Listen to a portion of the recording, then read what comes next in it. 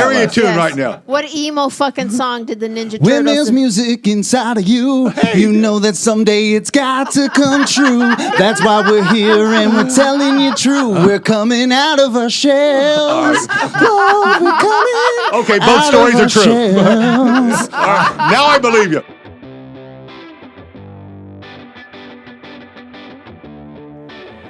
Hi, everybody, and welcome to the Liars Club. I'm Felicia Michaels. And I'm Jessica Wellington. We have a gentleman here who I saw the first time on Richard Pryor's show when I was a little girl, Argus Hamilton. Oh, right. And he is a mainstay here at the Comedy Store and the star of the Comedy Store tonight. Please give it up for Mr. Argus Hamilton, everybody. Hey, Felicia, thank you so much. Glad to be Comedy here. Store staple. Yes, Comedy Store staple. What I love about you, Argus, is you still have fire in your belly. Like This dude kills every time I see him. He kills. It's so inspiring to see that. Like what you're showing other younger comics, that you're able to get up there, new jokes all the time with fire in your belly. It's amazing. I'm trying to teach them that narcissism never dies. Yes. Not in this place. Oh, anyway. So our second guest tonight is a gentleman that I have known for about 4 years now, but I've known his father even more, who is also a comedian. But this gentleman is making his own way in the world here at the Comedy Store and in the comedy world altogether. Please give it up for Mr. Dan Madonia. Yeah, funny man. Dan Madonia. And of course, here to my left is taking the place of Jessica Wellington, who is at the Madhouse Comedy Club in San Diego tonight, and we are streaming without her. But one of our favorite people here at the Comedy Store, Mr. Jason Tebow, is taking her place. Mr. Jason Tebow. Hooray, everybody. She's keeping me gainfully employed by getting gigs. Right. If you call working for free gainfully employed. Everybody does here at the store. All right, now I just got sad. Anyway, and we have a new addition to the Liars Club. We have our on-air producer has changed, and please give it up for our on-air producer / intern, Mr. Austin Walker, everybody. Austin, big Gators fan, it looks. Yeah, big time. Nice, pretty tepid applause, though. Yeah. Well, he doesn't have a microphone. He's here to learn tonight. He's here to learn. And what we do here at the Comedy Store, at the Liars Club, here at the Comedy Store feed, is we ask our comedy friends to come around, and we ask them to tell two stories. One is a truth and one is a lie. And then Jason and I will try to bust up their stories so we can figure out which one is the lie. Yep. I can't wait. So how would you like to start? Would you like to start, Argus, or how about you, Dan? I'll start. Okay, Looks like let's Argus do is it. deferring. Okay. There's a very southern gentleman. It's very southern gentleman we have here. Yes. Ladies. All right. So Story one. story one. When I was 15. This is the lie. I already figured it out. Okay. Yes. All right, there it is. Now, when I was 15, I was actually 16 years old. I did my very own Catch Me If You Can situation, in which I fudged some documents at a place that I was working to make myself seem older and get a job. It was actually at a performing arts school. It was Sebastian the Crab, the guy who did the voice for Sebastian the Crab. He had a performing arts school, and I lied and made myself older. Because you had to be 16 to get in? Okay. You had to be 16 in order to get a job there, in order to be employed there. This was in Walden, New York. I don't mean to start the podcast off aggressively, but Sebastian the Crab? Who the fuck is that? Sebastian the Crab, the man that did the voice for Sebastian the Crab, has a performing arts school. Okay, but who is upstate Sebastian the Crab? His, I don't know who that is. What is that? Nobody The ever Little told me Mermaid. that in a singles bar. You never saw Little Mermaid? That's the worst pickup line in the The world. crabs I met never had a first name, Marcus. I heard you had Sebastian the Crabs twice in college. I never saw the Little never Mermaid. saw the Little Mermaid? No, because The Little I have Mermaid. boys, and I just missed the Little Mermaid cutoff, and then I had boys, so I don't know anything about the Little Mermaid. Okay, well, the guy who sang Under the Sea. Okay. The song Under the Sea. Which Kind of like a Jamaican kind of character. Yeah. Under Okay. the sea. So Yeah, he like did that. the voice? He did the voice. How did he get to The be the mafia voice? Oh, yeah. How did he get to be the voice when he lived all the way in New York? I'm not sure about that, but he was he's an actor. He'd done a lot of acting. Like I know he had done Law and Order and an episode of Cosby for A lot of character actors have There's- schools like yeah, that. What else? He was in Bird, the Clint Eastwood movie. He played Dizzy Gillespie, I believe. He was on Broadway. He played Mufasa in The Lion King on Broadway. Okay. Okay, so you really wanted to go to that fucking acting school if you I- know all his I credits. I wanted to work at this school. Okay. So I lied and I fudged the documents. How did you fudge the documents? I lied about I made up a fake birth date. I gave myself an earlier birth date. Did you keep the same birthday, just different year? Or did you No, go, I hate my birthday? I had a whole new birthday. that had to be hard to remember. and astrological sign. Oh. I was no longer a Gemini. But, I was now a Capricorn. Oh, you should have gone What whatever birthday the did you give crab yourself? symbol is. You should have gone to whatever the crab's What was your new astrological birthday? symbol is. Yeah, that's true. My new birthday was January 15th, 1986. Did you pick that birthday for a reason? I think it was close to Martin Luther King Day, and I wanted It's to exactly see Robert E. that- Lee's birthday. Only Argus would know Robert E. Lee's fucking birthday. I did not know that. Now you do. Of course you did. Is that why they put that there? Now you there in the great coat. Only Argus. Oh, that's so So- cool, Argus, and uncomfortable at the same time. Oh, we must be correct at all times. Okay. God. How did you? What documents did you fake? Like my application to work there, Uh-huh. I made it so that I was 16 when I was 15, Right. and I got the job Okay. What was the job? teaching. What is a 15-year-old Are you teaching children? Yes, I was teaching young children What? acting Yeah. Okay. at this acting. You had school. like a lot of acting experience. I know that the industry runs in your family, but did you have a lot of acting experience at 15? I had attended the school. So you Then you got attended the- this school and you didn't think they would have your birthday on attendance? Because I just want Nope. to say I have That's what I was two gonna say, too. teenage boys and I still get emails and all this information for like actively like ongoing camps and like, special programs where they go to fucking Antarctica and look at the ice and pick up a piece of garbage. Like you don't think they would have your information? Once I put what I think they just believed me, and I was that good of an actor, and I deserved that teaching job, teaching those kids how to Okay. act, All right. so I got the job, and they believed that I was 16, and like other employees like worked to because I was 16, helped me get my permit by letting me drive their vehicle. With the kids in it? No, not Okay. with kids in Okay. it. No, but they're like Driving no, a but school it was, bus. It was like, oh, you're 16, you're getting your license. Here's a vehicle. Go ahead, practice You driving. did or did not get the license illegally? I didn't have a license at all. Like it was just at all. Like I was only 15 at the time.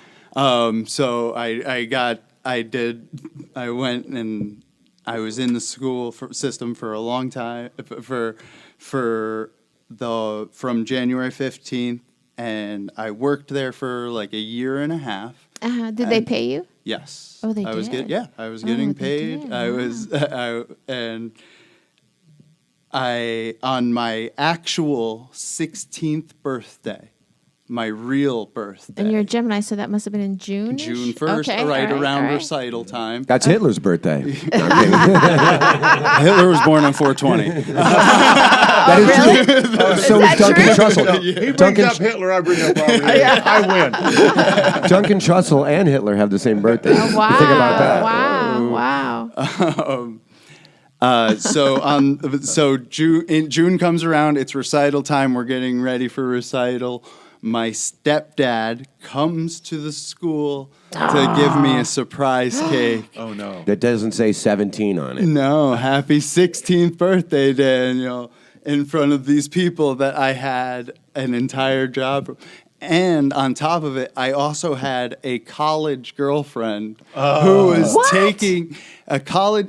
She was in college, and she believed I was 16, and she was like already like upset with herself because she was dating a 16-year-old. How old was she? She was like 19. Yeah. Wow, that's creepy. And she was really upset that she was dating a 16-year-old. Wow. And then it comes out that the 16-year-old she was dating is actually 15 years old. God. And the guy that's been teaching all these children this She's been entire committing time. a felony all the time. Yes, exactly. She has. So did you get like busted from this and then fired, or were they just like, oh, you fooled us? It was you fooled us. Right. They were pissed initially, Yeah. but like they all came around. Okay. Like, And so you I got to keep eventually your job. I did get a job back. Were there any students that you taught that later on went to do anything that you later heard about? Like, oh wow, I taught that No kid when I was 15, and now it's Bradley Cooper. No, there was one kid that was like doing auditions for like Willy Wonka, and at the time, like around that time period. What was the biggest piece of advice you gave? Like, what was? Share with us your teaching technique for acting. Well, it was young kids, so we would just play like improv games a lot, and I was teaching the young kids, and I was assistant teaching older kids and kids that were actually older than me, and I was assistant teaching them. This Sebastian the Crab's got a real racket going. Wow. A lot of levels So in this that's school. your story. That's my story. You know what? Sometimes when someone tells the simplest story, I say to myself, that's a devious motherfucker right over there. Yeah, because that was, That's every simple, yeah. lot of detail oriented, and handled every question we would ask him like real quick, like he didn't have to think about anything. Right. Does anybody have any questions they would like to ask Dan Madonia about his teaching skills to see if it was a lie or a truth? No, I think What I got ended mine. your career there? Oh, good question, Argus. What ended your career? I grew out of it, really. I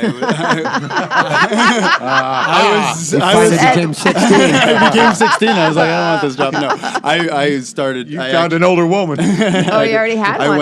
I went into music. Was actually that's where I started the road I started And heading did your down. girlfriend find out that you were 15? Yes. And what did she break up with you Yes, immediately? yes. Yes, she did. What Oh my college God. did she attend? She went to Sarah Lawrence. Did Oh you my ever God. consider? Did you ever consider when your Did you stepfather? guys have? I'm sorry. Go for it. I'm No, very go for sorry, it. It's Jason. your show. Colleges, isn't it? The what? That's one of the 7 sister colleges. Yes, Yes, yeah, it Did is. you guys Yeah. actually That's a have really sex? prestigious school. Yeah. And was she the first girl you ever had sex with? Great No. question. No. No. It was second, third, fourth.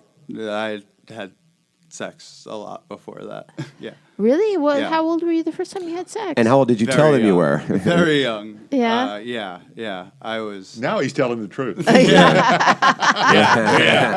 This is the story I believe. This is the story I believe. Now we know his I truthful delivery. Did you ever consider when your stepfather brought in a cake that said "Happy 16th birthday" when he left the room, blaming him for being a bad stepfather and not knowing that he was 17? Oh, that would have been the My perfect real dad moment. knows I'm 17. Wow. That's a good story. I bet that your former girlfriend, is still walking around creepy about the whole situation that you were 15. Especially with the climate now. Yeah, She's like, I hope this guy doesn't hashtag me. Yeah, but legally, you kind of have her in over a barrel. 'Cause this is a felony. Yeah. Well, my son, when he was 18, he was dating someone that was like 22. And That's not as bad. That's weird. that's weird, though. And I But if couldn't. you're a and I 22-year-old couldn't. woman, I, what do you have in common with an I know, 18-year-old and kid? I couldn't say to him, "Run away, that's trouble. Run away," right? Because what 22-year-old wants to go out with someone so much younger? You can't even get into bars together. I know, You it's can't- a little It weird. happens. It happens. Can't go to Yeah. nightclubs or... I've seen your boys. They're good-looking I kids. know, Yes, but you still, do have it's good-looking creepy. The kids. Cougars are going to come at them. It's kind of That's what it was. 22-year-old. Yeah, 22 it's years gonna. old and a cougar. That's what. Yeah, exactly. You would think. Anyway. All right. So that's a first good, strong story. Just in its That's strong. simplicity. Simplicity sometimes is the best way to win this game. And it is a game, Argus. Your turn. Okay. No pressure. I'm doing tacos with Robert E. Lee. No, Felicia can't do anything wrong by me. Oh, my God. Nothing. I love her.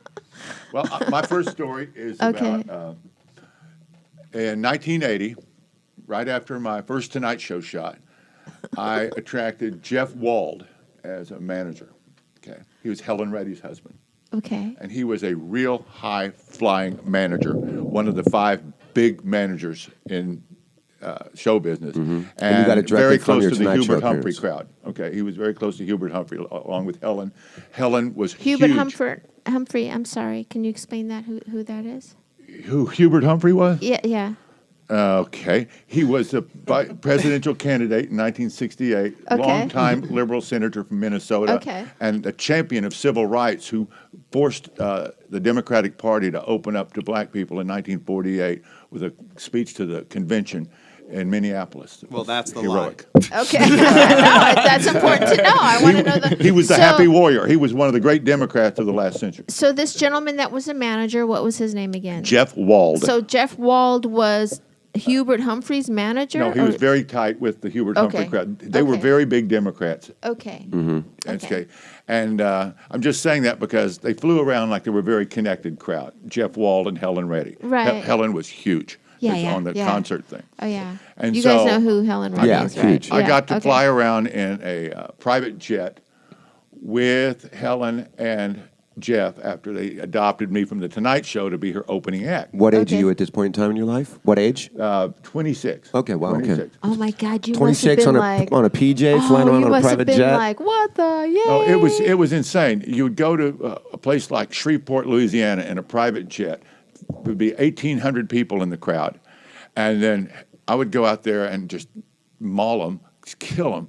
But you were opening for Helen Yeah, I was Reddy. opening for Oh, her, doing about okay, 20 wonderful. minutes and just doing my Southern stuff, and just they were going crazy. And Helen would come out and was just magic. She had a voice like a meadowlark, and she was a comedian's daughter from Australia. So she Oh, her had- father was a comedian? Yeah, so she had show business in her Oh, okay. blood. I never knew Okay. that. Yeah, and so like in Shreveport, after the show, Helen would be in her dressing room smoking a joint. No. And the mayor of Shreveport would come back and say, "I'm here. I've got to give you the key to the city on stage." And she can't open her door or the pot will come out, and it's a felony in Louisiana. Right. Probably still is. So it was that kind of a wild time. Right. So we went to Pittman, New Jersey in the late summer of 1980. We flew there in this beautiful, perfect old vaudeville house, just like the Dunes Hotel in Las Okay. Vegas. Yeah. In these old vaudeville houses, they were perfectly acoustic. You performed Sure. in front of them. And this was about a 1,500-seater. You didn't need a microphone. Right. One of the Oh, perfect. okay. You imagine Yeah. the laughter Oh. acoustics. Yes, Unbelievable. And so we had a great show, and then came the treat. They sent the jet onto New York because Helen felt like taking a helicopter ride into New York on a late August night in 1980. And I got to land at the United Nations building. In a helicopter. On a helicopter on a beautiful night in late August in 1980. We got to the bottom of the building, and we got into a limo, and they stopped off at the Pierre Hotel, and Jeff handed me $1,000 and said, "The limo's yours. Have a good time. Remember, tomorrow afternoon, we got a 2:00 flight to Springfield, Massachusetts." Okay, first of all, In 1980, that's $1,000 was like 10 grand. $3,000, Yeah, yeah, yeah. $4,000 exactly. now, right? Exactly. I go immediately to Catch a Rising Star to see if the bartender has cocaine. And I pull in to Catch a Rising Star, and all the comics are razzing, going, "That's a rental, that's a rental, that's a rental." I'm going, "Come on, it's just me." And I immediately find a comedian whose name I can't quite remember, but all the New Yorkers knew him. He had a gambling problem. Artie Lang. But I found let's just say I found a connect. Okay? yeah. And before I knew it, we were at this Mafia After Hours club where they gambled, played 21, Sure. and sold cocaine by the quarter gram. Right. Okay. Is that a big deal by the quartergram? I don't know. It was just $25. That's all I remember. Okay. Was buying it $25. Is that a big deal? I don't know. Not Is a that quarter. lot? A quarter ounce is a big deal. Okay. I don't know.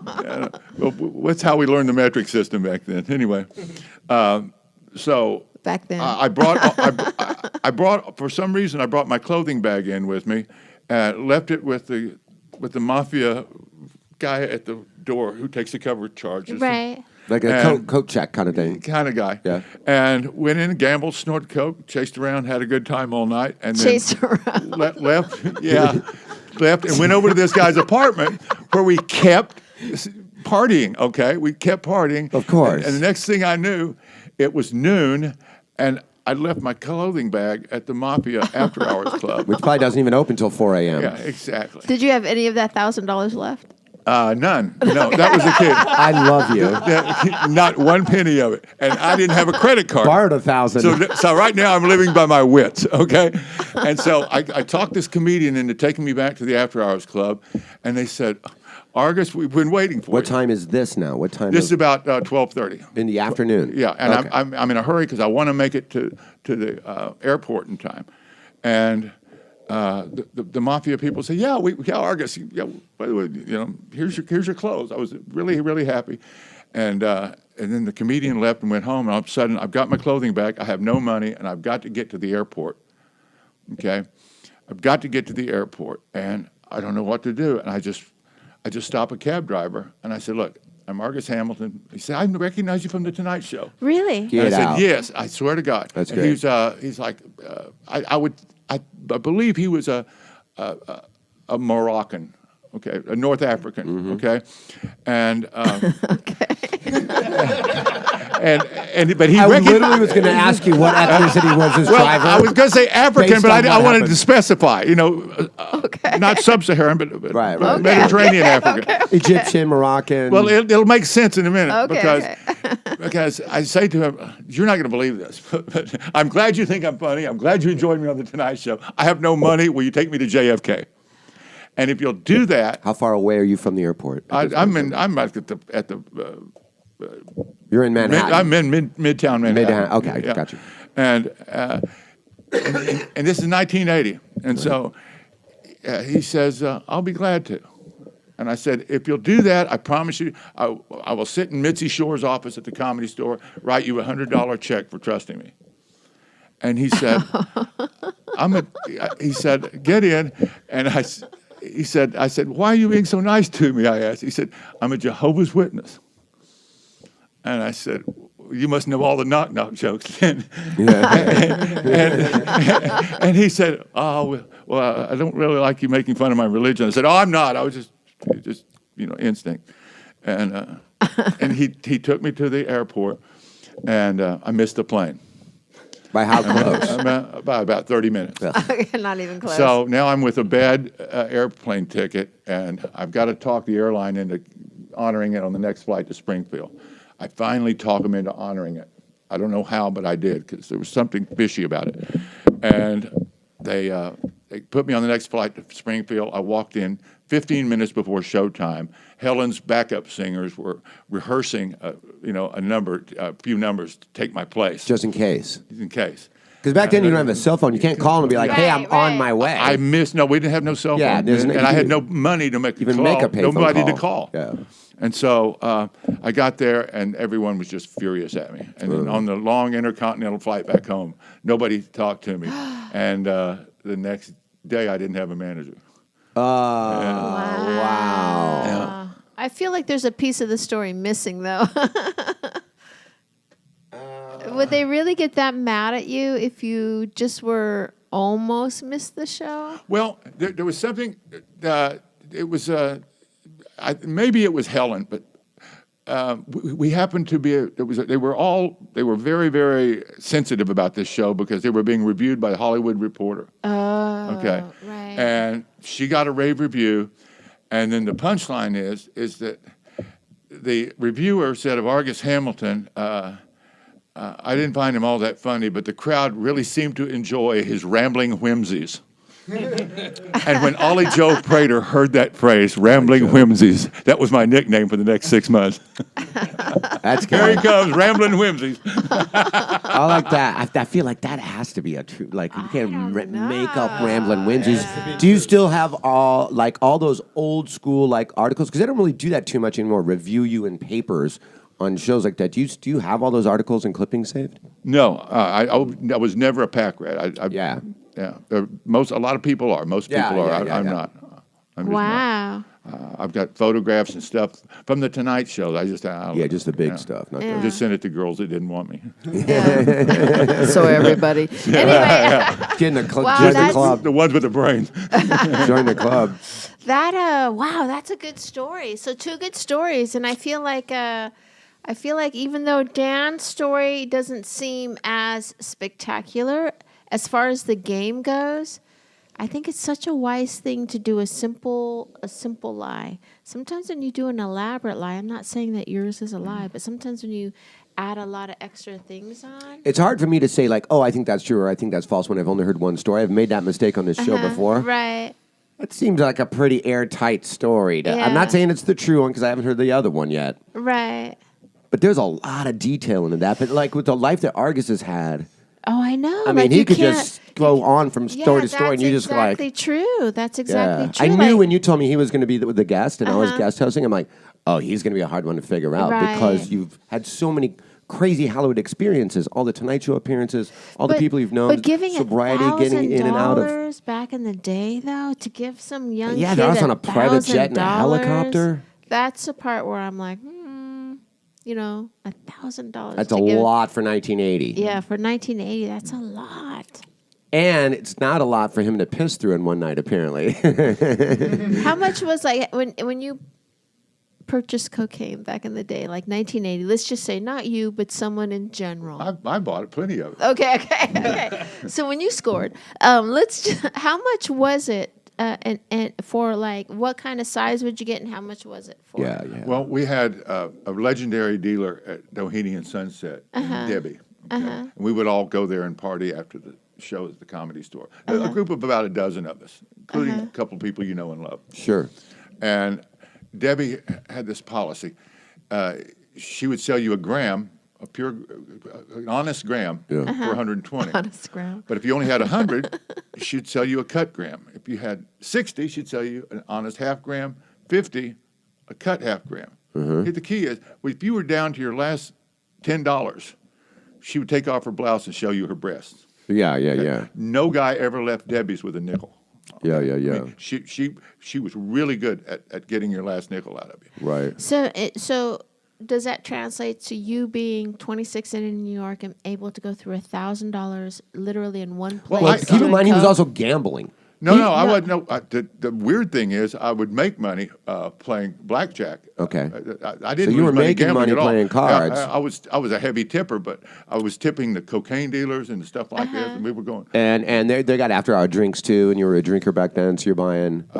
drinks and the tipping drinks on were drinks. expensive in the after-hours club because they they were always the are. only ones that had them. Yeah, Right. you have no choice. I got you But better you'd have a Literally. combination of speedy coke and alcohol. You could go All through, night long. You could go through $100 an hour easy. Right. Oh, yeah. All right. Interesting. Things like that could happen, though, because I remember for a little bit, I was Howie Mandel's opening act back in the day, and he flew around in a jet plane. Yeah. And here's the fucked up part, though. He rented this plane from some leasing company, and it was the plane where Payne Stewart died in. Oh, my that just God. kept on that flying? exact plane. Wow. And You got like, to tell your listeners what happened to her. What? Tell your listeners what happened to Payne. Oh, so Payne Stewart was in this plane, and the plane went out of oxygen, and they all fell asleep on the plane, and then it just went and went and went. Until and it then was like ran out of fuel and until it ran crashed. out of fuel. So Howie had rented that plane like 2 or 3 years before that, and so we would hop and skip all over the country where I would open up for him, and we were Wow. working in Connecticut, and so we flew into New York, and so he was like, it must have.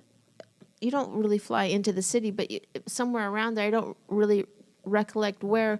But this is pre 9/11. Yeah. So in this little plane, they actually flew lower than the buildings were down the Oh, river. man. It was so like, and I Wow. had just moved to New York, so it was just like, whoa, it doesn't get any better than this. So I can totally believe like the fantastical part of your story, but $1,000 on top of that, wow.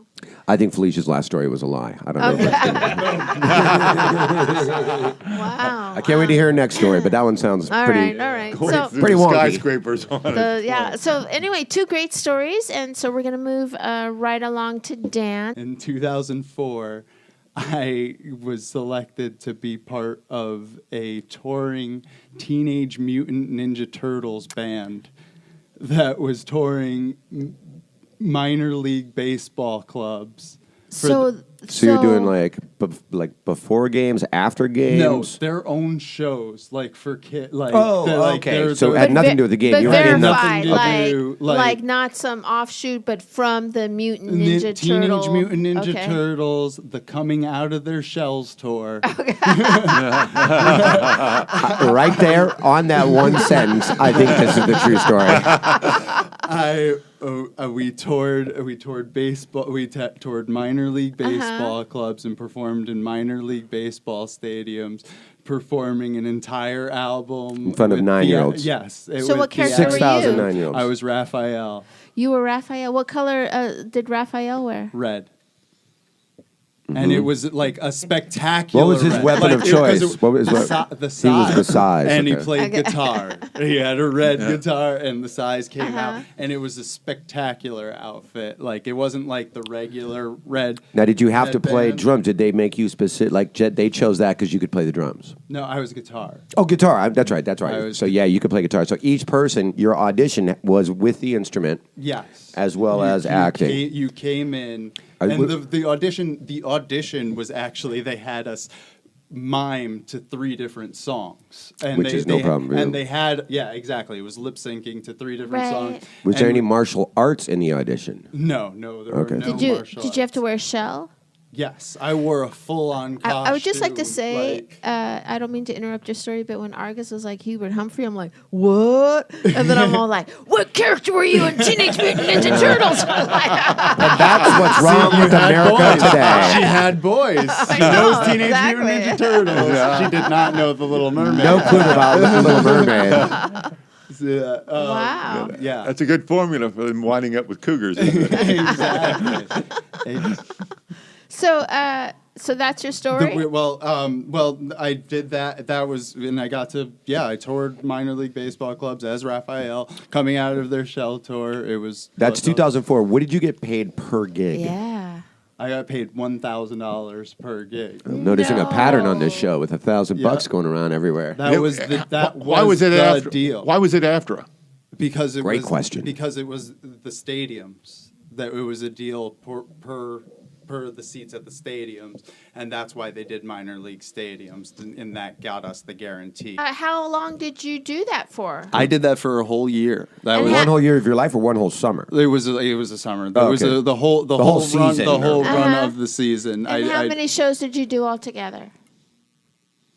It was we were there every weekend. 36 shows altogether. So you made 36 during your different summer, stadiums? $36,000. Yes, like in like Hudson Valley Renegade Stadium, Catskill, like every like little minor league stadium. All up and down the East Coast. Yep. Never West Coast. And Never was this was. Played before? Binghamton. Yeah. Yeah. Yep. Was this before you graduated high school or after? I was not in high school. I Just got out of graduated? high school when I was 16. Got out. Well, I went to college. Oh. When I was at the end of my the end of being Because you're 17. unusually bright. Yeah. Yeah. So, It's true. how much? Yeah, of course it is. But how much money of that did you spend on stupid shit? 100% of that.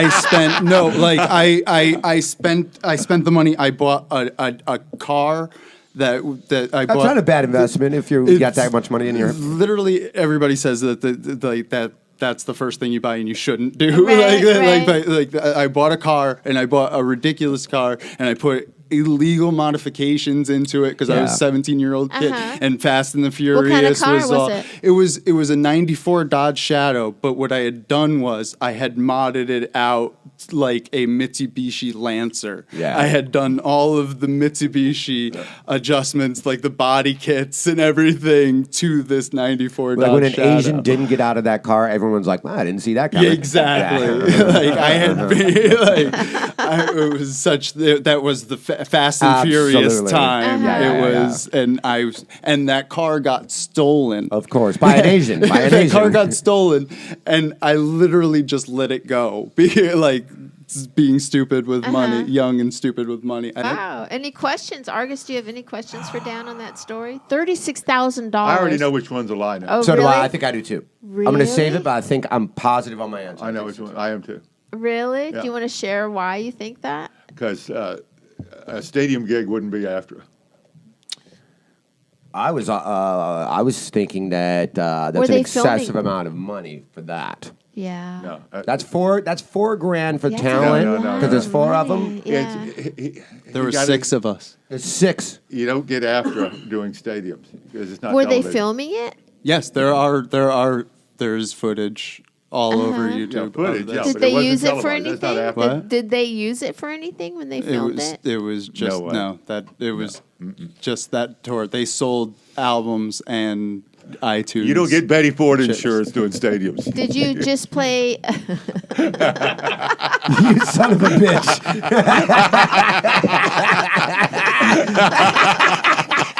Did you I just can play sail the with it. guitar, or did you sing? I sang. Okay, I Now want you to lip sing a singing or song. singing? Sing Sing a song something for for it. us. Yeah, Name sing us a 3 song. songs Yeah, that were on your yes, Carry a yes, tune yes. right now. What emo fucking song did the Ninja When there's Turtles? music inside of you, you know that someday it's got to come true. That's why we're here and we're telling you true. We're coming out of our shells. Oh, we're coming Okay, both out stories of are our true. shells. All right, now I believe you. You better walk straight. No need to mutate.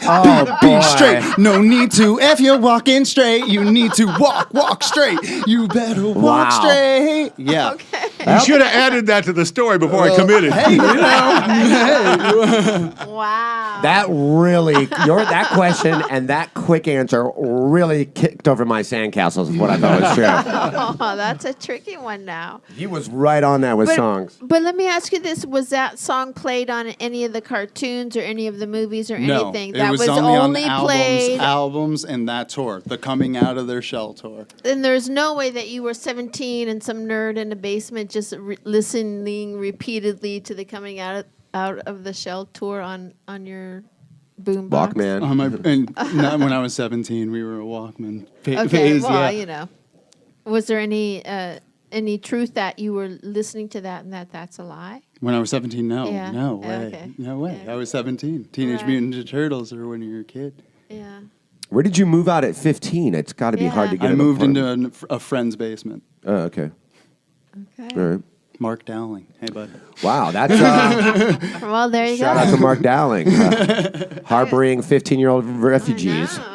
That and your singing almost overcame Argus's cocaine story, but not quite. Okay, that That's was a gonna be good a tough second one. story. That was yeah, a great that's second a tough story. one. That was a tough one. And he really handled the adversity of all of us thinking that wasn't the true story, and then really threw me a curveball there. And the fact that he looked us all in the eye as And he sang it with that confidence. ridiculous story and sang it with confidence, I believe. And this much later, from the time that happened, 2004. So now we're talking 15 years later. You only remember that, like, he repeated that like it was traumatically embedded in his head. Like he was forced to sing that in front of Right. 3,000 9-year-olds for 36 days in a row. Let's not underestimate how brilliant he is. Yeah. Because Right, he's capable true. of doing Yes, that. yes. And he did not need to throw in that insurance thing, and that was the fatal flaw. He did not need to throw that in. And not when he saying did- I've when he changed did- my answer. I'm when just- he did, that meant the whole thing was a lie because you do not get after insurance playing stadiums like that. And he said it was filmed. No, the film doesn't do it 'Cause now you gotta It's pay gotta be them, too. television. Anyway, that's Sherlock here. Yeah, I would believe that Argus would know about all the after stuff from having done all TV shows all the time. From all the rehabs I went Right. in. Yeah. All right. Well, that's a good second story. So Argus, what's Yeah, your let's get second Argus' story? second Yeah. story. I'm excited for this. Well, this involves the state of Oklahoma. And for a little background, you have to know that my father and grandfather, Argus Jr. and Argus Sr., I'm the third, Argus you James Hamilton serious? III, were very well-known Methodist ministers, very large churches back in the Southwest. And in the Southwest, they're still fighting the English Civil Wars. The Methodists are the Cavaliers, the Baptists are the Puritans. So let me ask you this, Argus, and I'm so sorry to interrupt. I didn't know that Oklahoma was considered the Southwest. Well, look at the map sometime. No, I didn't. I honestly didn't know that. Like, Yeah. I honestly It's didn't know below that. the 36th Okay. parallel. Okay. Norman, Oklahoma is even with northern Mississippi. Okay. It's as far west as you could grow cotton without irrigation. Okay? Okay. And up to the 101st parallel, which goes from Oklahoma City down to Austin. Okay, I fucking believe you now, Argus. Okay. I'm gonna say this story. Sing it. Oklahoma, where the wind comes sweeping down the plain, and we sell our slaves. And anyway. You had to go dark. Well, All right. comedy's not pretty, is it? Pun intended. For the real punchline, we got to go dark. Okay. Okay. You're the darkest one of all. Who am I talking to? So father, grandfather, Baptist Okay, so ministers. my family's very well known on the Cavalier side of the Protestant ledger in Oklahoma, and it's all Protestant except for Oklahoma City. And Well known in a Tulsa, good there's way. few. Well known in a good way. Just for what it's worth, my family, my father and grandfather, are very well known. And during this time after I finally got sober in 86, 87, 88, when I was early in sobriety, Leno and Letterman had sort of elbowed their way in, and I'd snorted and drank my way out of contention for hosting the Tonight Show, yeah. or the new one on Fox, for that matter. I almost got the one on Fox. But Which went to Arsenio so Hall, I, right? I went the newspaper route. In other words, writing a column of jokes, 13 jokes a day for the state newspaper, the Daily Oklahoman. And it was page 2 with my picture and email how to get a hold of me for speaking engagements. That happened, but that was for a long time, right? That you Yes, did it that. started in 1991 and went for a long into like 2004, 2005. 91, you had an email address? Yeah, exactly. That's an interesting question. My publicist, Susan Shelley, was the one who knew all that. I knew That's right, when nothing that about just was coming out. Like that, you had one of the early email addresses. It was in Was it a order. Mindspring it was account? it was so corporations in Oklahoma could hire me to come back and do their conventions. That's Yeah. all. It was a little ad at the end of the column in boldface, and so I would go back there about maybe 8, 9 times a year to do the Oklahoma Physicians Association, the Dental Association, the mortgage bankers, stuff like you do, and it was tough because back then. For about that 10-year period, there were no direct flights to Oklahoma City, so you'd have to go Delta to Salt Lake to Oklahoma City or go through Dallas. So it was a pain in the ass to go back there, but I did. And so pretty much everybody back there knew me. Yeah. That's the only reason I've got to set this stage for you. Because in 2007, there was the 100th anniversary of the Statehood of Oklahoma show in this huge arena in downtown Oklahoma City. Garth Brooks, name the biggest names in country western. Half of them are from Oklahoma, Southerners that they are. And Shirley Jones was even part of it because of the movie Oklahoma. Okay. She was part of that show. And I went out there, and I had previously, a month earlier, been at the governor's mansion, Governor Brad Henry, who was the last Democrat to be the governor of Oklahoma, and I'd done a performance to raise money for an alcohol and drug rehab, and the banquet was held in the governor's mansion, and I got to know the governor and his wife. Well, long story short, we come up on January 1st, Rose Bowl time, and Oklahoma is part of the Rose Bowl festivities for its 100th anniversary, and I'm on a float. I'm on a float with Johnny Bench and Barry Switzer, and, Garth Brooks, and the real pretty blonde country western singer. Anyway, Carrie Underwood. Yeah, Underwood. Faith Hill? Carrie Underwood. Carrie Underwood. Okay. We're all on the float. Kelly We're down Pickler. Pasadena, and it's just it's a tremendous feeling, going down. In Pasadena. Yeah, in Pasadena. Oh, okay, in And Pasadena. you're seeing 100,000 people cheering you every single block. It's an amazing thing for a comedian to feel. I mean, it really is a new buzz. Because I'd never felt this before. Just roar. Now, nobody on the because it is quite commonplace that they do, but nobody on this float is like performing. Are you performing No, as you're you're just driving by? standing there You're just waving to everybody. Yeah, okay. And you're right. waving, and Got you. and even now and then there'll be a Comedy Store customer go, hey, oh yeah, it Right. felt great. And after it was over, I went to All Saints Episcopal for noonday, and I was just really, really on fire from it. Well, I'd gotten to know the governor through that, and after this show, Governor Henry came up and told me backstage that David Nickel, the senator from Oklahoma, who was from my hometown, Ponca City, he was several grades ahead of me, wanted to leave the Senate with 2 years left on his term and form a lobbying group with J.C. Watts, who was a former Oklahoma quarterback, who was an Oklahoma groundbreaking black Republican in Oklahoma, and Nichols, who's a Republican, and Watts were going to form a lobbying firm in Washington, D.C. Lobbying for what? Whatever. Whoever got the money. Yeah, Yeah. money. Yeah. Money. Yeah. Yeah, and so he asked, he said, since my family were well-known Southern Democrats, Yeah. if I would be interested in being considered to be a fill-in for the U.S. Senate for those 2 years, okay? And I looked at him, and before I could answer, the Chancellor of Education in Oklahoma, Dr. Glenn Johnson, okay, who was my fraternity brother at Norman, took the governor into another room, and they came back 10 minutes later, and he said, Argus, we can't extend that offer. We just can't. And I said I couldn't have considered it anyway. Right. It was, I've got 6 nights a week at the Comedy Store as it is, and no Senate seat could match that.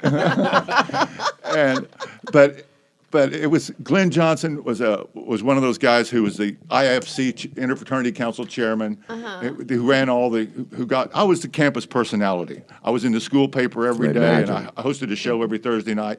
Everybody in campus knew me just from my picture in the paper every day. Sure. And so, but I was a character then as now, That's right. a legend then as now. And man, legends are fun to talk about, but the Baptists will not vote for us. Okay? and That's a T-shirt right there. That was the board. Yeah, they live in the constant fear that somewhere someone's having a good time. Yeah. Wow. And so I got a good laugh out of it, and Glenn got a good laugh out of it. He'd brought his wife on their first date to see my show. In Still Oklahoma friends with them City today? Huh? Still friends with them today? Oh, absolutely, absolutely. Yeah, Glenn's very powerful. We wanted him to be the next president of the University of Oklahoma, but he kind of aged out, so they got a younger guy when David Boren left a couple of years ago. Wow, those are really two good stories. That's a toughie. I fucking That's knew tough. that both of That's these a were going to be tough. hard when you told me who the guests were. Yeah. I knew that this was going to be a tough one.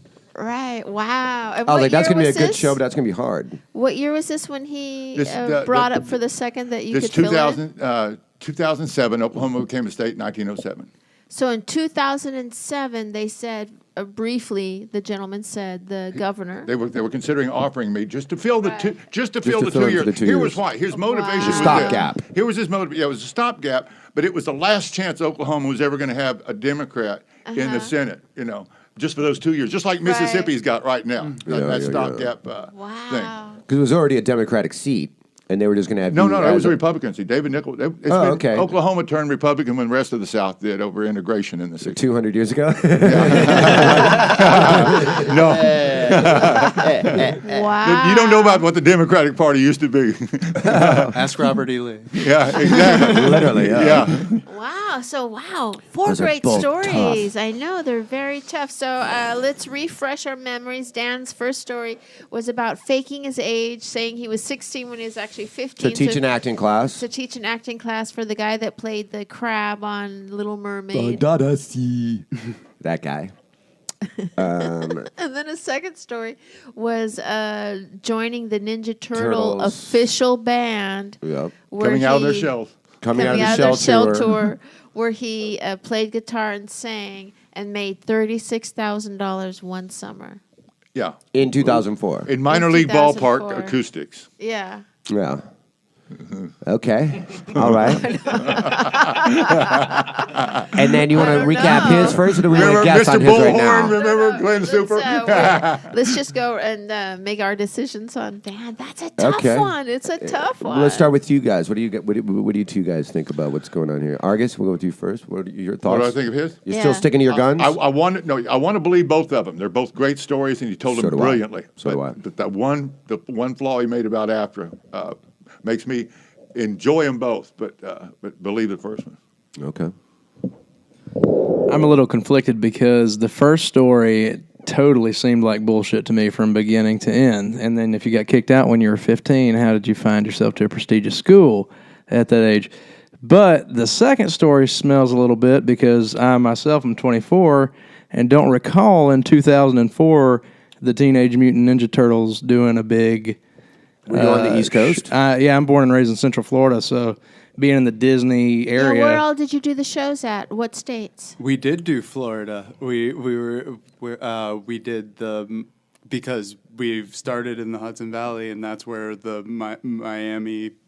Miami's minor league team is. And we went to Florida, and we did what was it called? I can't remember what stadium. We did 3. We did Miami, Orlando, and that was when the Teenage Mutant Ninja Turtles had moved Jupiter. to Fox.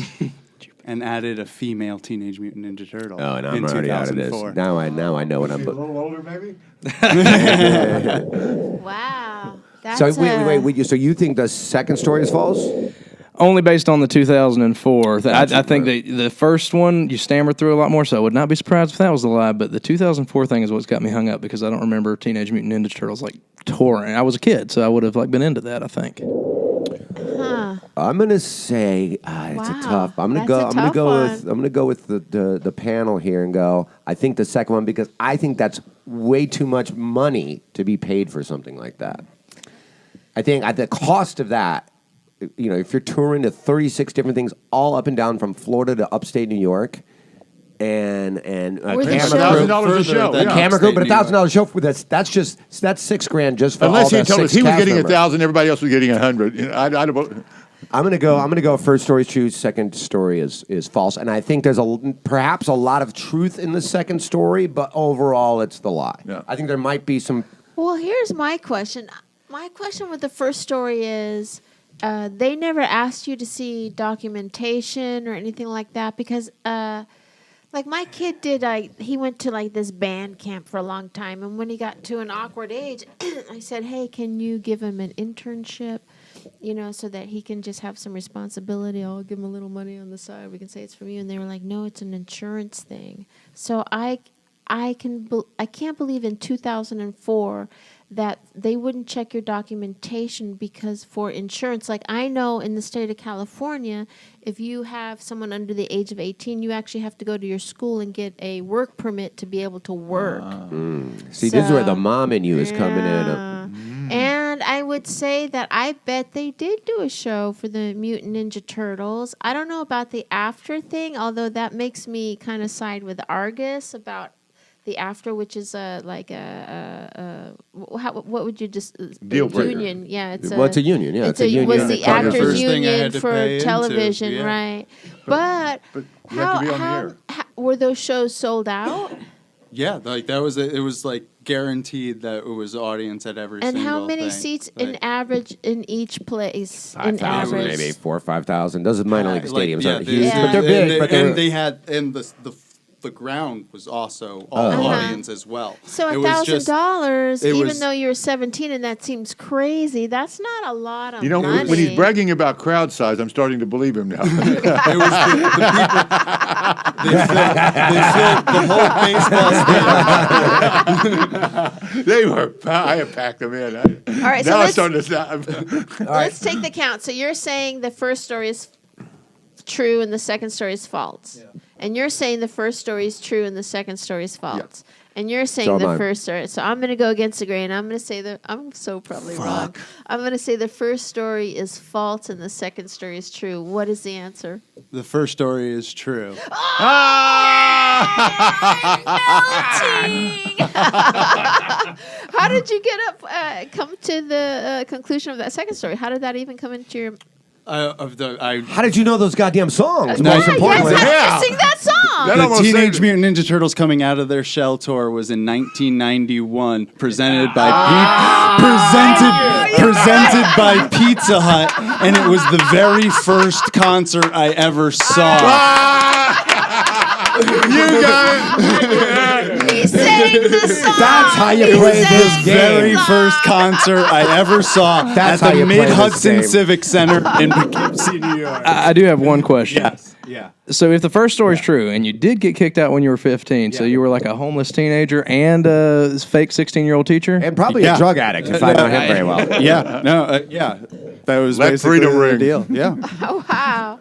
Damn. God, yes! Damn. I'm back! Yeah. I can't even win at my own Well, show. let's get real I believe crazy. a man fooled you, Felicia. I know. Yeah, several times. She's got 2 kids. Well, it was a true story about lying. Okay. That was the Well done. idea. And that's how you play the game. Your next Facebook post is going to be nasty. That's how you play Liars Club. I mean, she really gives it to us.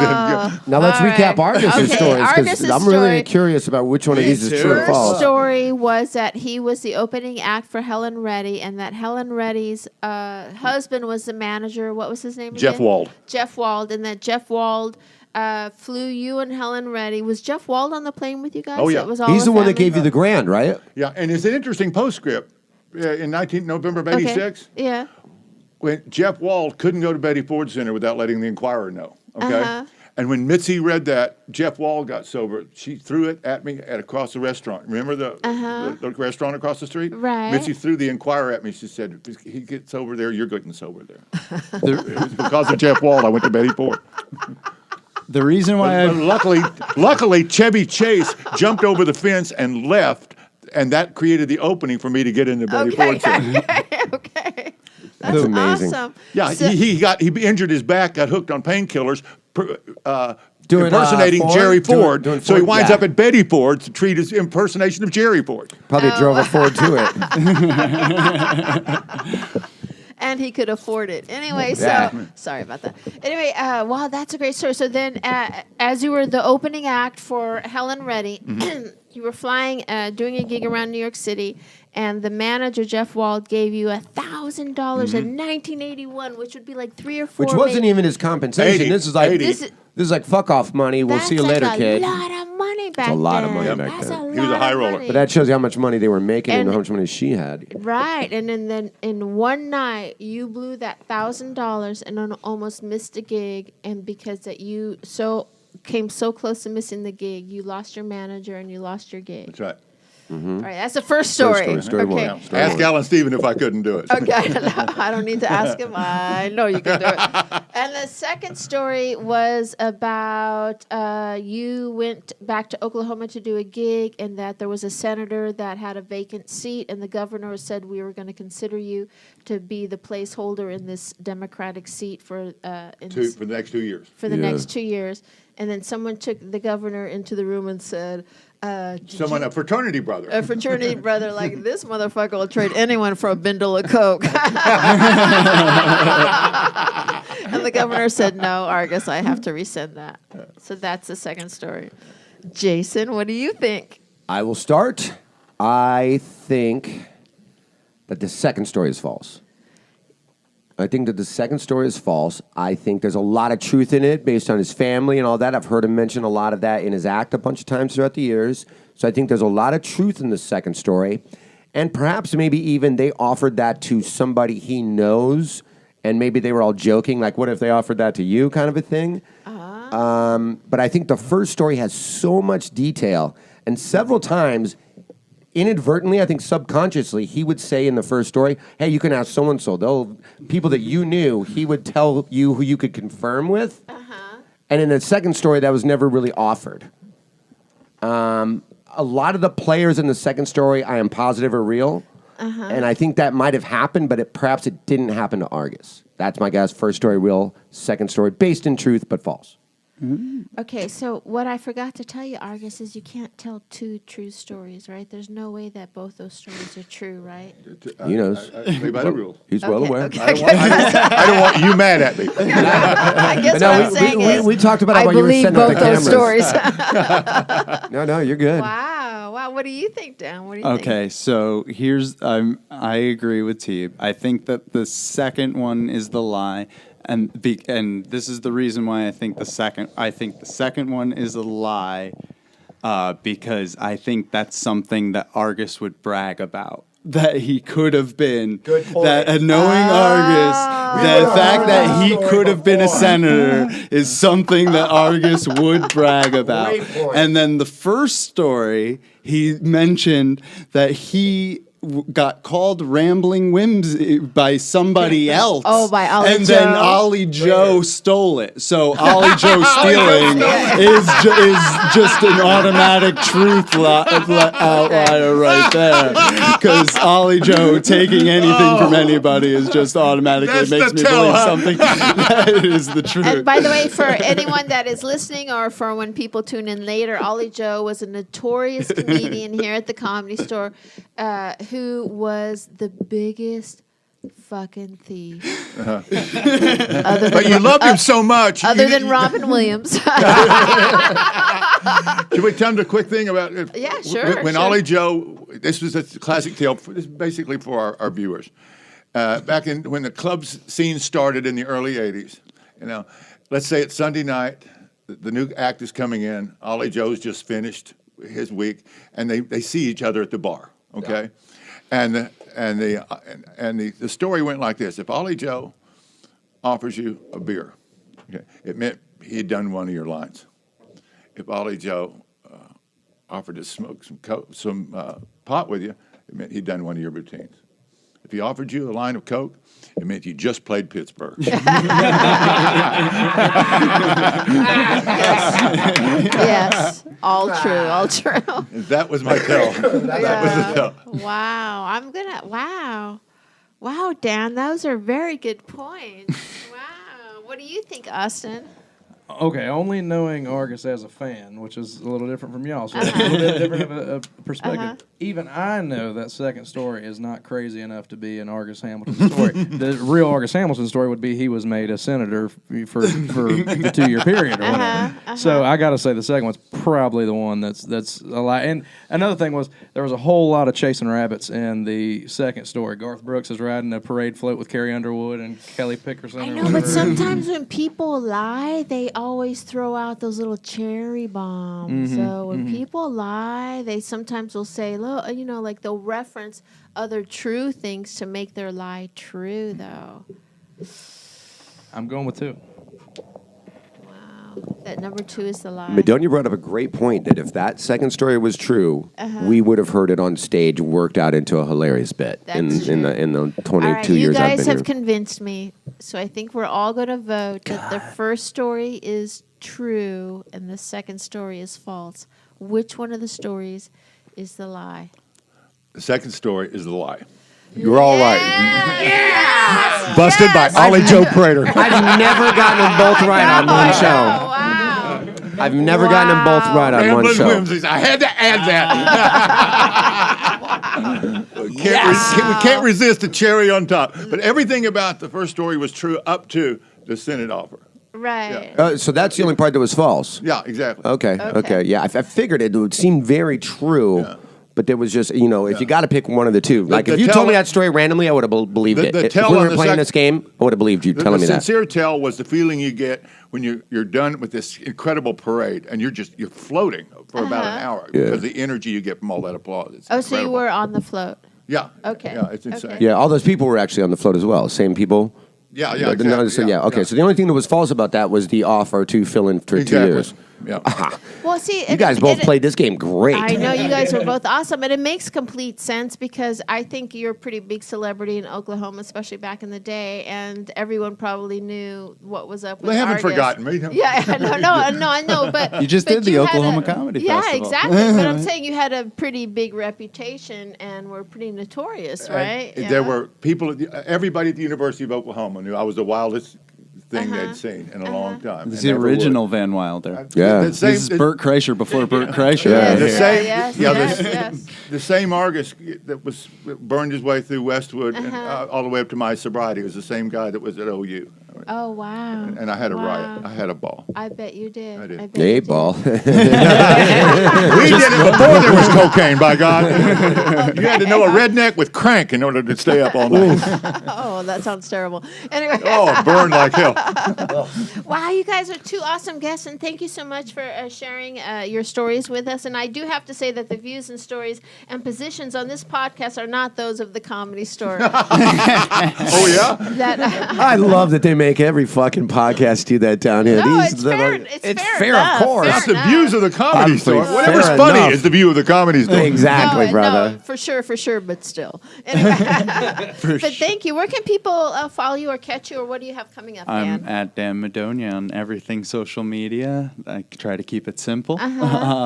And I'm about to record a storytelling album, so be on the lookout. Oh, for nice. that. Oh, wonderful. Yeah. Oh, Yeah. wonderful.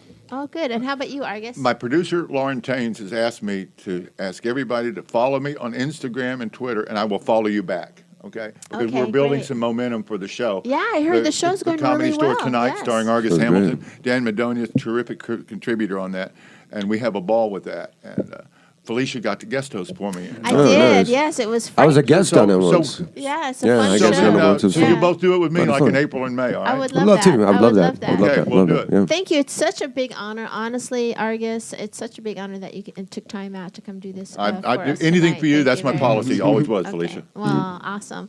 And thank you, Jason, for also taking time Always and for thank you. subbing in for either Jessica and I. And whenever you can, thank you. I certainly appreciate that. And I want to get a big shout out to Mike Schmidt, who's the one that put this podcast Schmitty. studio together, and also to Todd Walker.